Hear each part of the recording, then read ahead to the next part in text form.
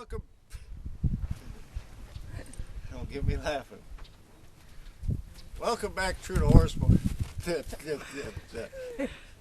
one was all you. Yeah, that was me. Welcome back, True to Horsemanship, and we're having a hard time of it today. And this time I'm gonna keep that part in there. We got a 3-year-old stud. As of yesterday, when he came in, he wasn't halter broke. So what we're going to go through, and of course, he's evidently, he has been touched a lot by human hands. Nobody just halter broke him. So I'm going to go through my steps I normally do. You've seen me do it, God knows, I don't know how many hundreds of times now.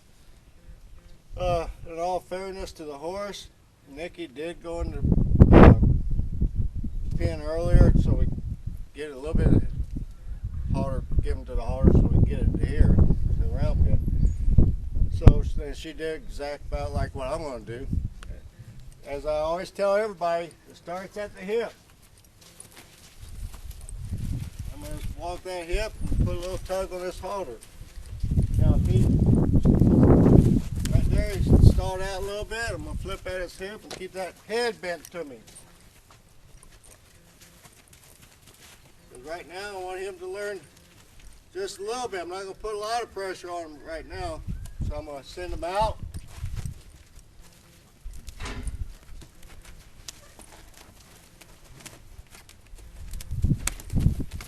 And then I'm going to just pull. I'm going to do it while his feet is moving. That's the important thing. Do it while his feet's moving so he learns how to give that halter. Send them forward again.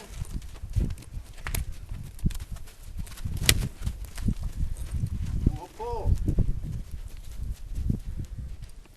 Now the tricky thing is that when they get the idea, you might go to pull and they just go that halter and you find yourself picking your butt off the ground because they gave to it. Good. Now you notice when I ask him to move forward, as soon as he goes, I quit picking at him. Like I always say, you don't sit here and nitpick the horse.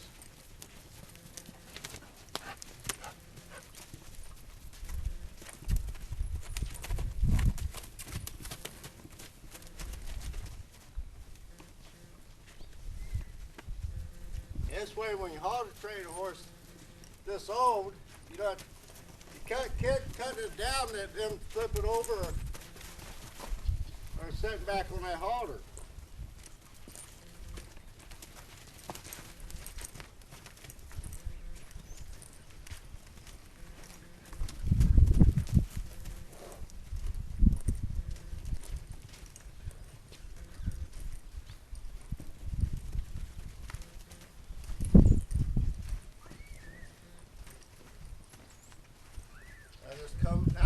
Come right out of it. There. I just came out of it, and right before I got ready to pull, I gave him an instant. Now, right at that one spot, you saw me having trouble getting to that hip on that one side. I just reached under his jaw, kept his head over here, kept my hand up in front of his eye. Now I'm in position to get him going.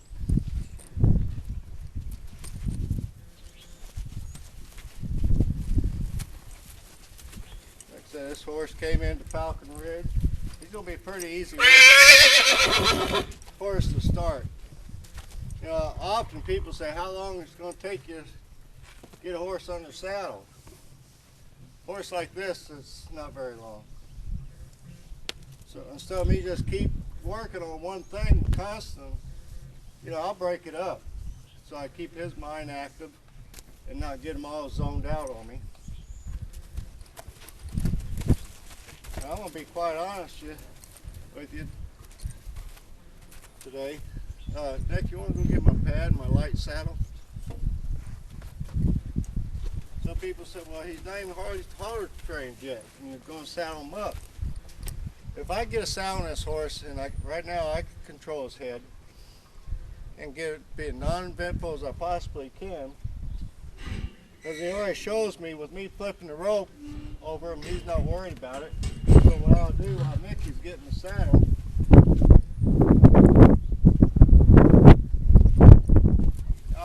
under here and just put a little pressure on there. Get him ready for my girth.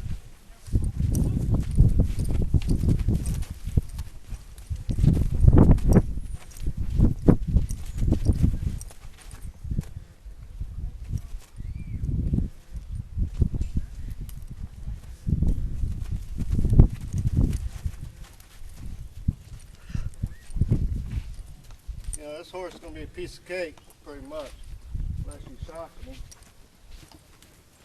But usually on the halter training, it only takes, like I said, Nicky probably worked him, I don't know, maybe 10 minutes this morning. I've worked him, whatever y'all seen on the camera. But I get that quick results from the hip. And if you get my book, Through the Horsemanship, I talk about the 4 points, and that's the hip area is the very first point I start working with.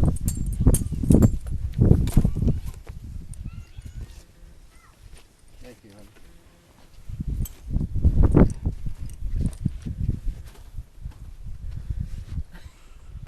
Now, this is a very self-secured colt.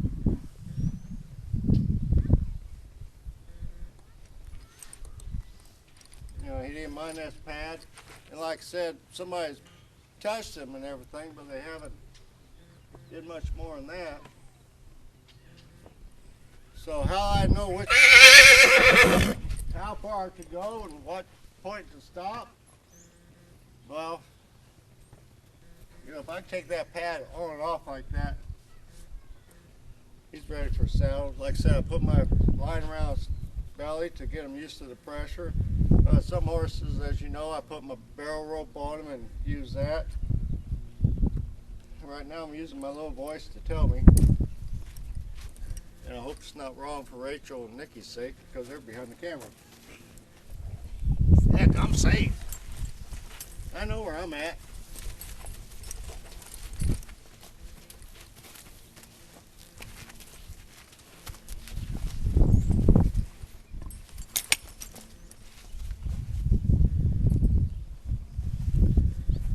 You know, when I'm training a colt, depends on the horse, of course, but if I got one like him, I get a saddle on him real quick, and every time I teach him his ground manners and everything else, I just do him saddled up. So that way, they're used to the saddle. Now right now, he's trying to move. I'm not going to stop him. I'm just going to keep that head bent pretty much to me.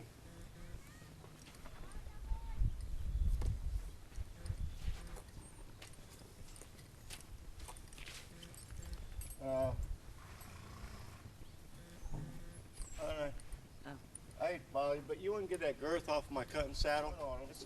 This first time I saddled this horse, he's doing so good, I don't want no accidents to happen, because with his type of breed he is, it's going to make or break how it goes down the line. If we have a bad saddle accident right now, he's going to go backwards. That's like what happened with Blitz Cutting here. saddle, you said? Huh? Yeah, it's up there still. It's up there, man. Like Blitz, that gray Arab we had on video here, a few of them. She had a bad instance when they saddled her, not me. I didn't do it.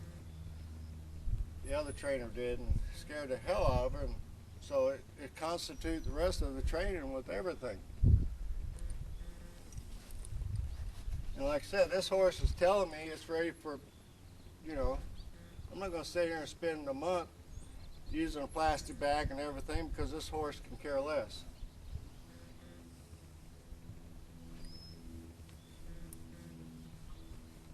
But every horse is different. Some of them, I had one horse that when I was back in the Midwest came in, not even hard trained, half hour. I'm out there riding in the woods.